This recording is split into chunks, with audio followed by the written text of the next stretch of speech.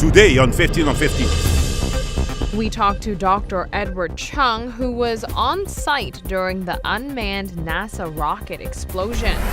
Plus, pet owners can now see, hear, talk, and exercise their pets even when they are out of the house or even out of the country. And Beach Tennis Aruba will be handing out a record-breaking amount of prize money to the winners of this year's international tournament.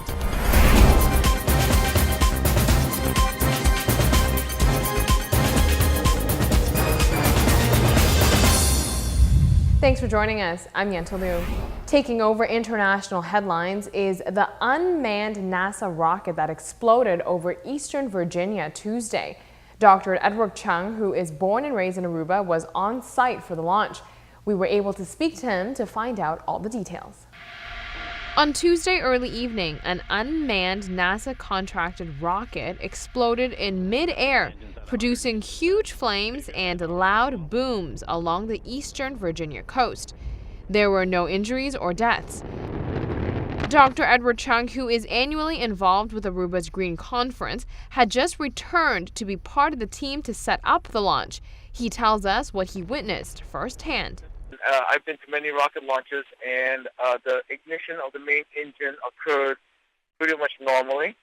I have my personal long lens camera there. I could see the main rocket ignition occur normally.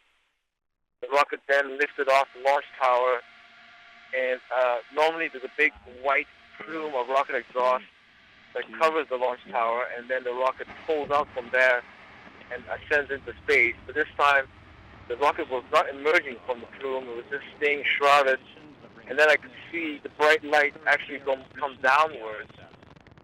And once it got really low, the whole rocket exploded. The speculation is the safety officer destroyed the rocket for safety reasons, but this cannot be confirmed.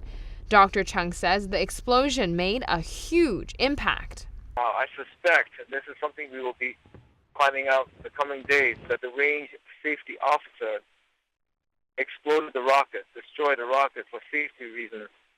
But that's not something I could see. I just saw from witness accounts that it completely destroyed itself just before it hit the ground.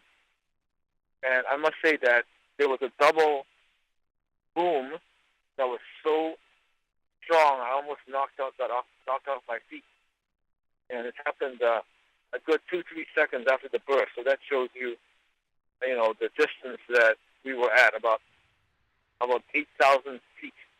So about 1.5 miles away, or about 2 kilometers. The invited guests on site for the launch were prepped for an emergency situation as a precaution, so everyone knew what to do. Dr. Chung says Tuesday's launch was actually a second try. More people had attended the official launch that was scheduled for Monday, but due to the change, only half the guest list were able to make it. We were briefed in advance, the standard briefing, which is if something were to happen, and they say this is never not going to happen, so don't worry about it. If something were to happen, immediately board the buses. Now, one thing I want to tell you is that tonight was the second launch attempt. We also were out here attempting to launch last night, and there were about 300 VIPs together. Tonight, the crowd was less, because many couldn't make it, so it was about half, about 125 people, I would guess. And that's helped because as soon as the explosion occurred, everyone remembered the briefing and ran for the buses. And we were able to board the buses pretty quickly. You were told to board the same bus again so that the attendants can count who is on the bus. And as soon as the count matches the amount of people that were brought, that bus driver left. And we all left very quickly from the launch site. The 5th Green Aruba Conference is officially over. The U.S. chief admission to the Dutch Caribbean reminds us that the sustainability vision isn't just a concept that allows the island to be self-reliant, but the bigger picture here is the economic factor. The profitability opportunities it is able to provide to Aruba's GDP is endless. It's our view that Aruba and Prime Minister Amen in particular have shown exceptional leadership in the area of renewable energy, sustainable development.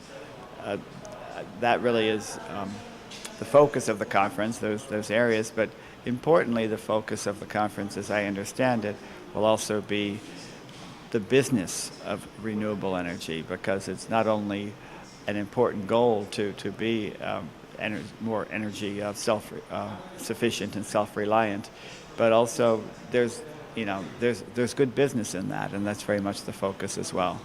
And on that note, we will be right back. Stay with us. Coming up right after the break, who knew glow-in-the-dark sports could be so cool?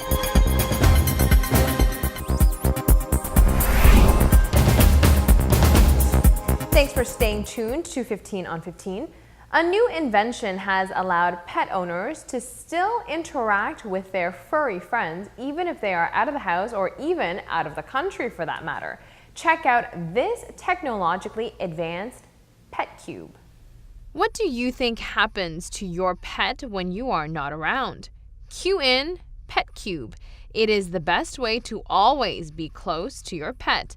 The technologically advanced device has a wide-angle camera, microphone, and laser point. This is all connected to your Wi-Fi.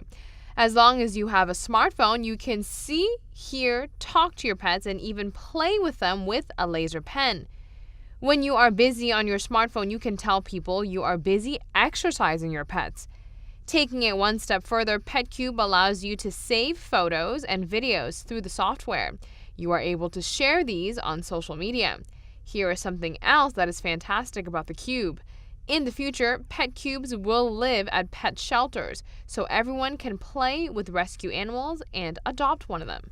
Now, as a pet owner myself, I have to say that it is a fantastic invention. For more information on it, search PetCube on Kickstarter.com.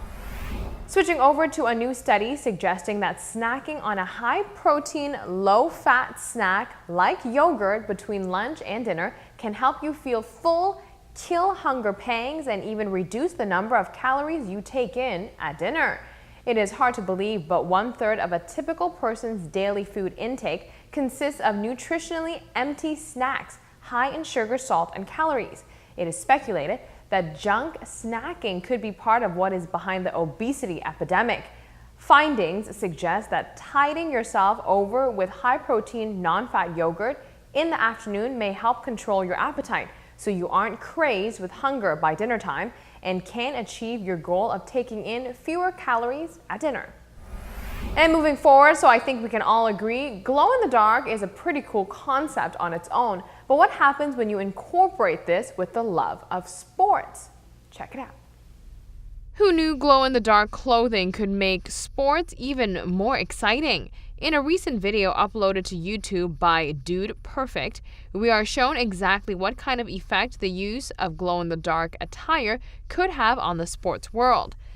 The Dude Perfect bros teamed up to attempt a variety of trick shots playing different sports. In the video, the sports included are golf, basketball, and extreme frisbee. It's pretty awesome watching a bunch of stick figures hit half-court shots and nearly impossible golf trick shots in the dark. Glow-in-the-dark sport action is indeed pretty cool. Let's take a break here. This is what's coming up next. Thousands of beach tennis players from all over the world will be taking over Eagle Beach in 20 days.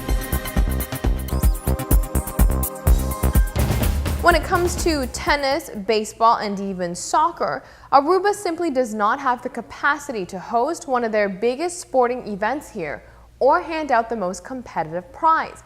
But another sport is showing more and more potential on the island. At this year's Aruba International Beach Tennis Tournament, the island will be handing out the record-breaking amount of prize money in the world. On Sunday, in the sweltering heat, beach tennis fanatics hit the sand of Eagle Beach to compete in the beach tennis sport. The countdown has begun. In 20 days, right here at this precise location of Eagle Beach is where the international event will be held. 800 players from all over the world will be putting their skills to the test in hopes of getting their hands on some cash. Yeah, prize money is going to be record-breaking in the whole world. We have, $35,000 in prize money, and it's divided over the pro men, women doubles. Besides that, we have some for mixed doubles and singles, the pro level. The work for the big event is going according to schedule. Aruba's international tournament wouldn't be made possible without support from the private and public sector. We're very happy with our main sponsors. It's Divi Resorts and of course Aruba itself, ATA. They give us huge support because we get over 400 or 500 people from abroad, players, and they bring their families. So it's a huge boost for the island. And also to watch those games, going to be on live web streaming. It's going to be awesome. The commercial sector should contribute as the sport and international tournament has proven to be great for the island.